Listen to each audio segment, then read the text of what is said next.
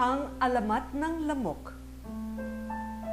Mula sa mga kwento ni Lola Basyang. Noong unang panahon, sagana sa lahat ng bagay ang bayan ng Tungaw. Mataba ang lupang taniman dito. Masasaya ang mga tao. Ngunit marumi sila sa kanilang kapaligiran. Madalas na naglulusak sa dumi ang mga bakuran. Nagkalat ang mga balat ng prutas kahit saan.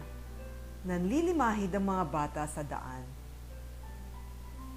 Isang araw, nahintakutan ng lahat sa biglang pagkawala ng ilang mga tao. Walang nakakaalam kung saan sila napupunta. Padalas ng padalas ang mga nawawala, kaya't lumapit ang taong bayan sa kanilang makisig na hari upang humingi ng tulong. Magbantay tayo sa bawat sulok ng ating bayan, sabi ng hari. Kahit ubuhin sila sa nakasusulasok ng mga basura, araw at gabing nagbantay ang mga taong bayan at mga kawal.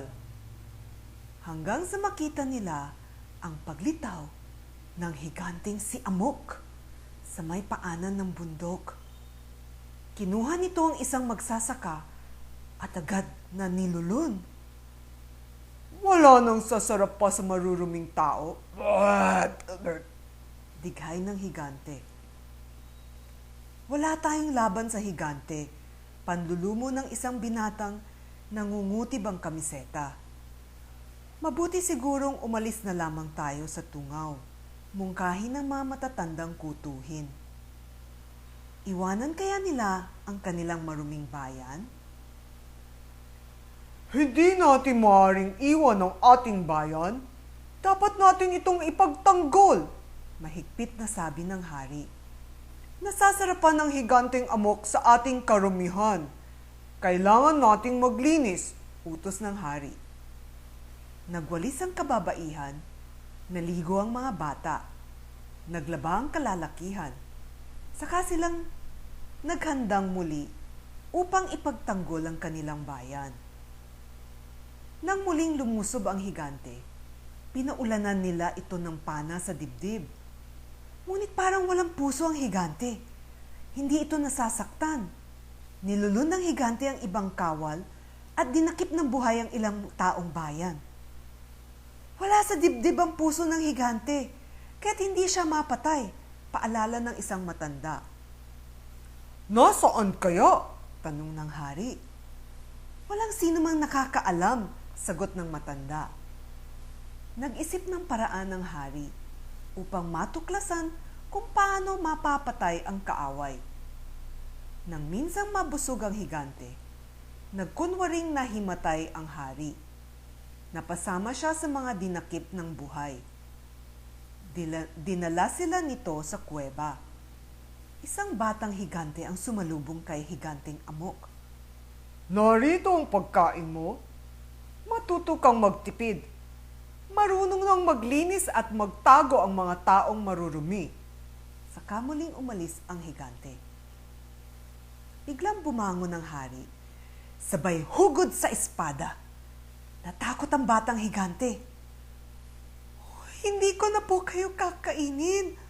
Huwag ninyo ako patayin. Pagmamakaawa nito sa hari.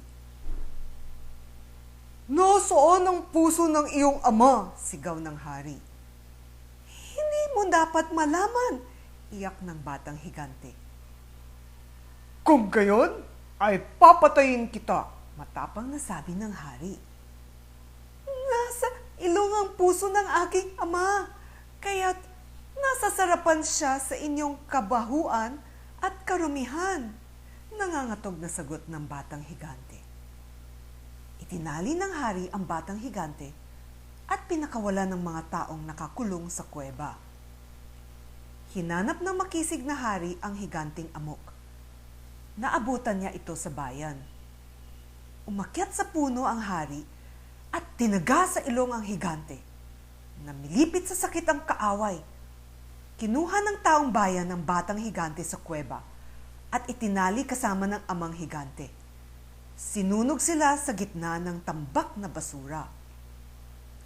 Hindi ninyo kami mapapatay.